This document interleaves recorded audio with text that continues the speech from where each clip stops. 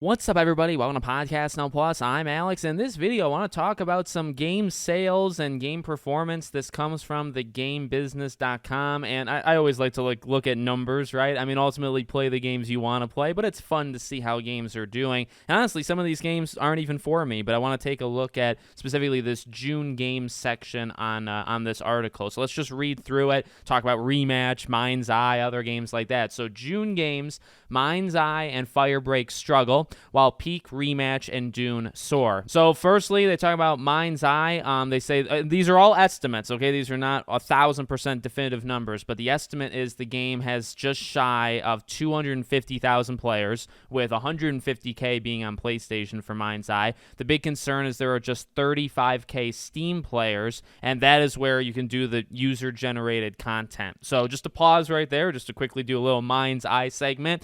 This is probably why they're doing layoffs. That's pathetic, right? That's absolutely terrible. 250. I mean, here's the thing, okay? If a random indie game sells 250K, that is not pathetic. I take back everything I said, right? It's all about status. It's all about, what is the size of these studios and the budget, what they want to do.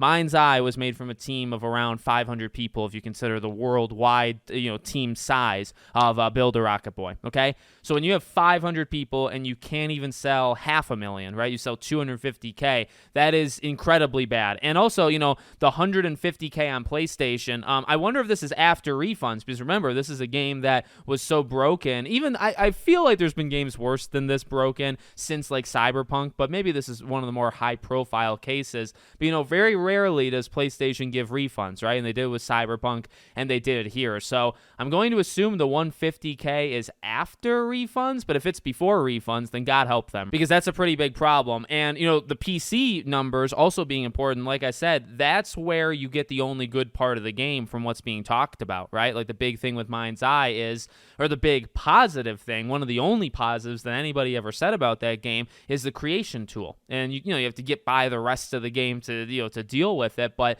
the creation tool is just kind of creating whatever you want, right? And that's a thing that actually does offer hope and potential going forward. The issue is when you have like a fifth of your people that are playing it on that's not good enough, right? Like, what are those 35K supposed to do? That's not enough to keep the game going, okay? So, and that's just, by the way, 250K players, that's who bought it. You look at the Steam numbers now, there's probably like 1,000 people playing it a day on Steam, in all, like literally in all. And then PlayStation, Xbox obviously did more than the Steam numbers, but, how many people are playing Mindseye today, tomorrow, yesterday? It's probably like 20, 30, 40K of that 250. So that's very, very bad. They talk about Splitgate 2, and this is a game, I played Splitgate 1 when it was in whatever phase it was in. I liked it. I didn't really have any interest in the second game, but, it launches. It has an audience of almost 5 million, 4.9 million players, including 1.79 million on Xbox. Game Pass subscribers can receive bonus extras for the game, 1.68 million people on PlayStation, and 1.4 on PC. Now, I feel like that's pretty okay. They say basically other games in the realm did better / the same, like earlier in the year or late last year. Really the big thing, and they mention it, and I'll say it too, with a free-to-play game like Splitgate, it's just how long people stick with it, right? It's like 5 million people is pretty good, but like how many people are going to be playing it 2 months from now, 3 months from now, 4 months from now? And they've talked about struggles within their company too, right? I think the CEOs aren't taking salaries, and I think they had to cut people, so it's probably not what they expected it to be, right? But it's, doing pretty okay. Then we get to Firebreak, and this is a tough one because, I root for Remedy. I don't necessarily root for Firebreak.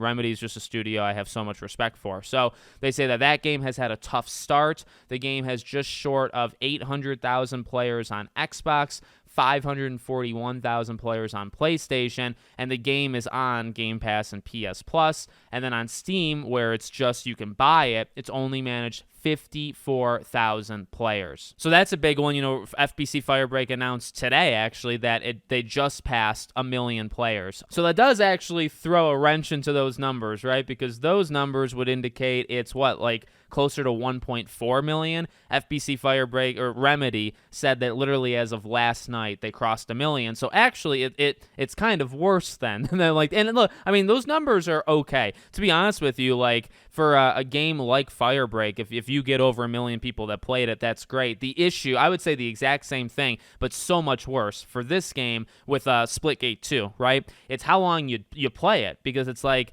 you can look at those Steam numbers and the, say, 54,000 people bought it, whatever, but you look at the people playing it, and it's also low. Like, it's not, I don't think it's Mindseye level low, but it's very, very close. And the thing is, this is a game you need to play with other people, right? Like, the whole point is to play online. So when you have a game that, at least on PC, is very, very much struggling, PlayStation, Xbox is doing better, but they say most of it is on those services. So number one, the sales are non-existent, right? So you do say 1 million people playing it, you probably only got 10% of that in sales, okay? So hopefully those contracts with Game Pass and PS Plus were worth it, because you're not making any money off this game, which is a very bad thing. Then you say, okay, well, now people have to stick with the game. Will people stick with the game? I mean, as long as it's on those subscription services, I think it stands a chance, but it's, if it follows the Steam trajectory, it's not going to last for very long. And again, that's coming from somebody like, I love Remedy. Alan Wake 2 is my game of the year. I love Control. I love Alan Wake. I love Max Payne. Like,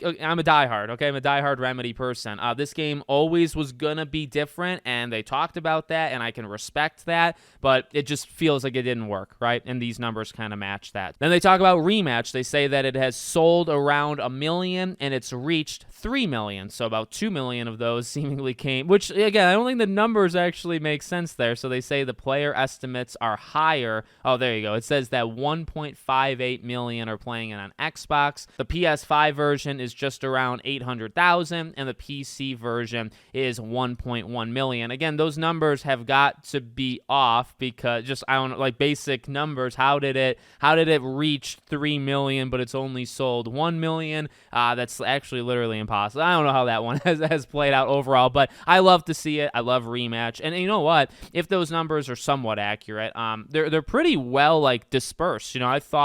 I personally thought it would do better on PC than anywhere else, even with Game Pass. Even with Game Pass, I thought the PC numbers would be higher. They're around it, right? And we'll see what happens a year from now, like where the numbers kind of play out. And that's without crossplay, right? There's no crossplay, so once that opens up, it should be even better, I think. So I'm very happy to see Rematch did so well. They even throw in Expedition. It sold 3.3 million copies in just over a month in April. So, I mean, that game is doing so freaking well. I'm so happy about that. And then we get games, honestly, I don't care too much about. Dune Awakening, I can respect it. I've kept an eye on it, but it's just, I don't know, it's not really for me. But that game, Dune Awakening, has shifted around 1 million units, they say, while the player number has now exceeded 1.2 million. Again, I don't think that's possible, one or the other, and considering the publisher said the first number, I would believe the first number. And then there's this game, Peak. I've actually never heard of this game, Peak. The indie game from Aggro Crab and Landfall shot to the top of the Steam charts and delivered 1 million sales in a week, and now it says it's exceeded over 2.2 million players. Great. I don't really know anything about that game, but you love to see games kind of pop up out of nowhere and do well. So there you go. I mean, that's there's the sales reports. Like, the numbers are off. The numbers are for sure off. I think in some cases they actually have to be lower than what is estimated. So whatever, I guess take that and run with it. But honestly, pretty much what you expect. Like, I don't know who expected FBC Firebreak to be like the biggest game in the world. I expected it to struggle, and it has. I wanted Rematch to do well. Mindseye, obviously, with all the stuff that happened with that game, and I don't think it was ever going to be the biggest game in the world in the first place. So that's not shocking. How low and bad that game did. So everything kind of fell in line, at least with what I thought in my head. Let me know what you guys think in the comments. Make sure, as always, you're subscribed to the channel, bell icon turned on, and I hope to see you all on the next one.